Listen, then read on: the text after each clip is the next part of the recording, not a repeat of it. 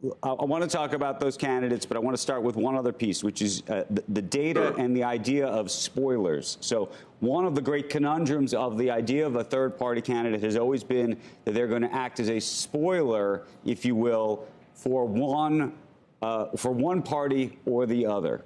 As you looked at the data this time, and I would imagine it depends on who you run, who does it spoil? Because it almost seems impossible to think it doesn't spoil anybody. Yeah, well, we're different from, let's say, Ralph Nader or Stein or anybody else who nobody ever thought they had a chance to win. We're setting a high standard for ourselves, Andrew, which is that we want to put together a good enough ticket that, based on the polling data we have, we think it could actually get elected.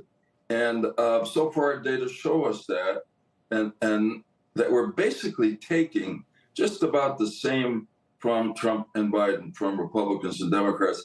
And I want to explain, so people don't think I've lost my sense of reality. Why do we think we possibly could win? In every state in the country, besides Nebraska and Maine, the electoral votes go to the ticket that gets the most votes, not the majority. So you could carry a state with, I don't know, a third of the votes. And that becomes increasingly possible if RFK Jr. and Cornel West are in there and taking their own share of votes in certain states. So far the data tell us we have a chance to win, and we will not be spoilers for either party ticket.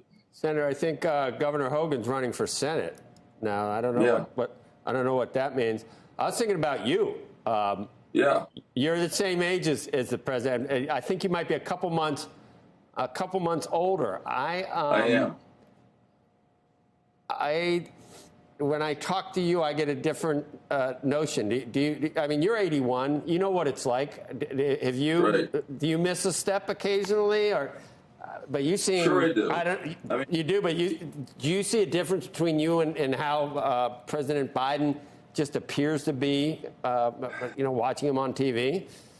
Well, thank God I feel good, and I'm staying busy. I don't want to compare myself to Joe Biden. I've known Joe Biden forever. We served together 24 years. I have the greatest admiration for him, even though I've disagreed with some of the things he's done as president. But I felt terrible last week when that special counsel report came out, just not focusing on policy differences, but on his competence, mental.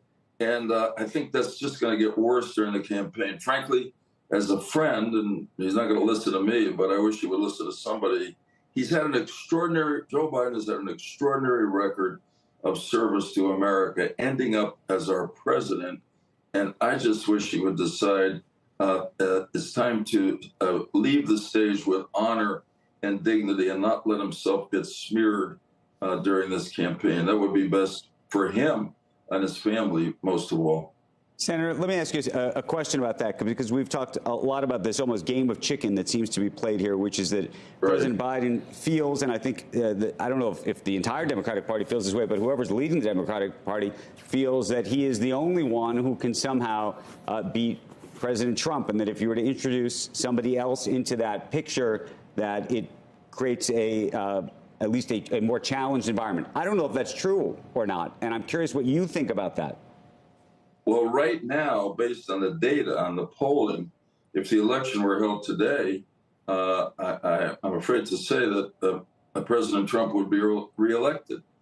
Can it change over the course of the year if Trump is found guilty in one of these legal cases going on, or he upsets people? Of course it can.